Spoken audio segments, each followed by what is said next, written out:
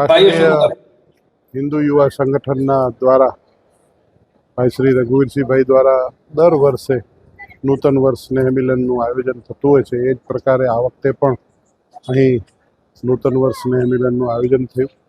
એ આયોજનમાં ભાગ લેનાર સૌ સંતો, મહંતો અને ઉપસ્થિત સૌ સમાજના આગેવાનો સાથે મળીને અહીંયા શુભકામનાઓ પણ પાઠવી છે અને હું પણ સૌને શુભકામના પાઠવું છું. સૌ સમાજ સાથે મળીને આપણે સૌ ભારત માતાના સંતાન છીએ અને સૌ આ હિન્દુસ્તાનના વંશજ છીએ. આપણે બધા જ હિન્દુઓ છીએ અને એ દ્રષ્ટિથી દેશને કઈ રીતે વફાદાર થઈ શકાય, આ દેશનું ગૌરવ સમગ્ર વિશ્વમાં કઈ રીતે વધે અને સનાતની પરંપરામાં જે સબકા સાથ સબકા વિકાસના મંત્ર લઈ અને દેશના આદરણીય વડાપ્રધાન મોદી સાહેબ જ્યારે ચાલી રહ્યા છે એ વિચાર સાથે આપણે આપણું ગૌરવ, આપણી સંસ્કૃતિ, આપણું પોતાની વાતને રાખીને જાતિ પાતિ ઊંચ નીચના ભેદભાવને ભૂલીને સામાજિક સમરસતા સાથે આપણે બધાને સાથે રાખીને કઈ રીતે ચાલી એ સંદર્ભની આજની વાતચીત કરી છે. અને હું આપના માધ્યમથી પણ સૌને કહેવા માગું છું કે આવો આપણે સૌ સાથે મળીએ, એક સ્મશાન, એક મંદિર, એક કૂવો, આ દ્રષ્ટિથી સનાતન પરંપરાને જે રીતે આગળ ચાલી રહ્યા છે એ આપણી પરંપરા, ઉજ્જવળ પરંપરાને ફરીથી गौरवान्वित स्तर पर ले जावा माटेनो આપણે સહિયારો प्रयास करिए। देखिए, पहली बात तो हिंदू कभी सोया नहीं था। पहली बात तो हमें समझना होगा, हम केवल मूर्छित अवस्था में हैं। वह कैसी मूर्छा जो हमें विभिन्न भ्रमित करने वाले लोगों से प्राप्त हुई, चाहे वो अध्यात्म के नाम पर हो, चाहे वो राजनीति के नाम पर हो, चाहे वो अपने आप को तथाकथित धर्माधिकारी की श्रेष्ठता के नाम पर हो। वो हमें सदा सदा मूर्छित तो करते आ रहे हैं ना, मूर्छित ही करते आ रहे हैं। हमें उस मूर्छा से अपने आप को चेतना में लाना है। हिंदू युवा संगठन का हमारे जो राष्ट्रीय अध्यक्ष है, आयु भले ही कम हो, उनका बड़ा व्यापक दृष्टिकोण रहा है। औपचारिकताओं से हटकर यथार्थ को पहचानिए। ये स्नेह मिलन मात्र औपचारिकताएं नहीं है, हमें ऐसे वातावरण का निर्माण करना है। तनाव, भ्रम, भेदभाव, ऊंच नीच का अंतर, ये जाति परंपरा, इससे हटकर एक सद्भावना, समरस वातावरण का निर्माण विनम्रता के साथ हम वो एक थाल पे बैठकर, हमें कोई भेद नहीं है, हम एक ही थाली पर बैठकर एक ही जगह, एक ही मंच, सनातन रूपी मंच के नीचे बैठकर भोजन भी लेंगे, चर्चा भी करेंगे, आपसी शिकायतें भी करेंगे और उन्हें दूर करके एक ऐसा वातावरण का निर्माण करेंगे कि जो वातावरण हमें एक प्रकाश दिखाए, एक रास्ता दिखाए कि तुम्हारा उद्देश्य क्या है, मात्र और मात्र सनातन धर्म का उत्थान। मैं तो आज का दिन बहुत गर्व का दिन है कि हमारे कच्छ के श्री रघुवीर सिंह जडेजा जी ने जो ये जोत 2013 से चला रहे हैं, आज उन्होंने एक अनोखा अलग एक सनातनी, सभी नाती को, जाति को एक सनातनी में परिवर्तन करने की कोशिश किया।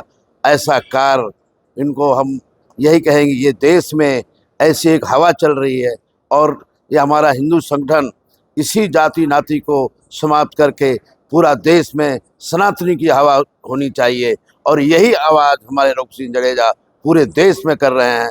तो मैं रघुवीर सिंह जी को बहुत आशीर्वाद और बधाई देता हूँ कि जो कार्य कर रहे हैं, हमारे नवयुवकों को तन मन जोड़ने को आह्वान कर रहा हूँ कि हमारे देश के जितने नौजवान हैं इसी फार्मूले पे चले। अभी एक ही रास्ता बचा है, नाती जाति भूल के सनातनी का अगर स्थान ले लेंगे तो हम इस मुहिम जो हमारी है इससे हमारी 100% जीत होगी। और जय जय श्री राम। बिल्कुल 2016 थी हिंदू युवा संगठन हिंदू समाज ने साथे लईने एक मंडप अने एक पंगत ની જે અમારી વિચારધારા છે કે એક મંડપમાં मतलब એક જગ્યાએ એકત્રિત થઈ અને ધર્મ અને રાષ્ટ્રનું ચિંતન કરવું અને એક પંગત એટલે કે જાતિગત ભેદભાવો ભૂલી અને દરેક હિન્દુ એકબીજા સાથે જમતો થાયની જે અમારી ભાવના છે એના અંતર્ગત આ 2025નું માંડવી ખાતે સમસ્ત હિન્દુ સમાજનું સ્નેહ મિલન ઉજવણ. આપે જોયું હશે કે આ સ્નેહ મિલનમાં આવવાવાળા વ્યક્તિઓની ઓળખ માત્ર હું હિન્દુ છું નું હતી. અહીંયા કોઈએ કોઈની જાતિ પૂછી નથી અને તમામ રાજકીય ભેદભાવો પણ અહીં ભૂલાઈ ગયા. સંગઠનોના ભેદભાવો ભૂલાઈ ગયા. બધા જ સંગઠનો, હિન્દુ સમાજના જેટલા સંગઠનો છે બધાને આમંત્રિત કરવામાં આવ્યા હતા. જેટલા રાજકીય પક્ષો છે બધાને આમંત્રિત કરવામાં હતા.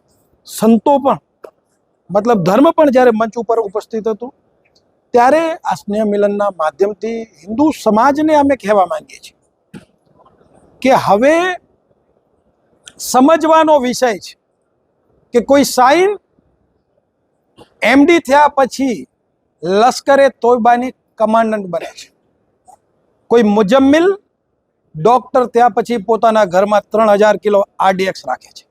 કોઈ ઉમર MBBS થયા પછી પોતાને બ્લાસ્ટમાં ઉડાડી દે છે. કોઈ સૈયદ ડોક્ટર થયા પછી ઝેર બનાવે છે હિન્દુઓને મારવા માટે. ત્યારે આ રાષ્ટ્રને બચાવવા માટે, આ ધર્મને બચાવવા માટે હિન્દુ સમાજ પોતાની નૈતિક જવાબદારીઓને સમજે.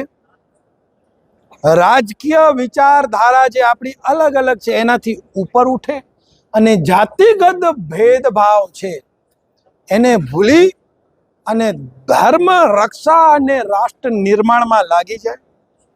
નહીતર એ સમય દૂર નથી કે તમને આ એકમાત્ર દેશ છોડવો પડશે.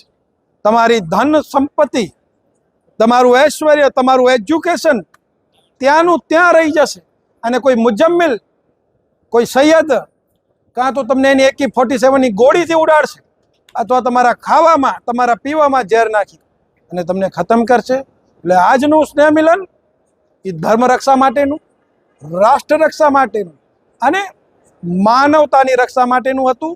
અને હિન્દુ યુવા સંગઠન સતત બિન રાજકીય રીતે હિન્દુ સમાજને એક કરવાનું કાર્ય કરતું રહે છે અને આગળ પણ કરતું રહેશે. કેટલા વર્ષોથી હિન્દુ સંગઠનમાં કાર્ય કરે છે અને દેશમાં એનો વ્યાપ વધ્યો છે?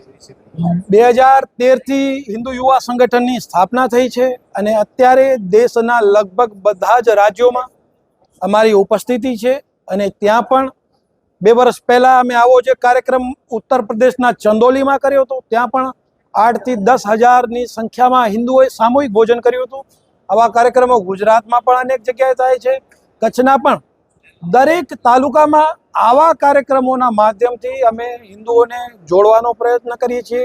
ધર્મ રક્ષા હોય, ગૌ રક્ષા હોય, નારી રક્ષા હોય, ધર્મના માન બિંદુઓની રક્ષા હોય, ત્યાં જહાં કમ હૈ, જ્યાં પણ હિન્દુ સમાજને એવું લાગે કે ક્યાંક ઉણપ છે, ક્યાંક ઓછપ છે, ત્યાં હિન્દુ યુવા સંગઠનનો કાર્યકર્તા લલકારથી નિર્ભયતાપૂર્વક રાષ્ટ્રદ્રોહીઓ સામે, દેશદ્રોહીઓ સામે ઊભો રહે છે અને પોતાની નૈતિક જવાબદારીઓનું વહન કરે છે.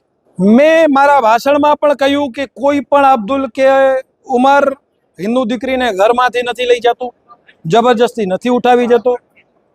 હિન્દુ દીકરી જ્યારે એની સાથે જાય છે, ભલે પ્રલોભનમાં જતી હશે, બહેકાવામાં જતી હશે, પણ જાય તો છે જ. તો હિન્દુ સમાજને, હિન્દુ બહેનોને હું અહીંયાથી કહેવા માંગીશ કે જાગૃત થાઓ. તમે કોઈ બચ્ચા પેદા કરવાની ફેક્ટરી નથી.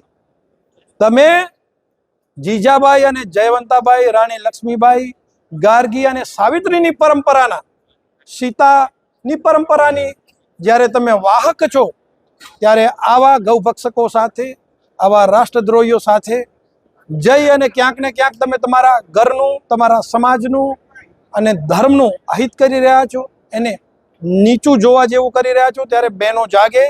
જેમ સાઈન ધર્માંધ થઈ છે એમ હું હિન્દુ બહેનોને પણ કહીશ કે તમે ધર્માંધ ન થાઓ, પણ ધર્મ બચાવવા સક્રિય બનો.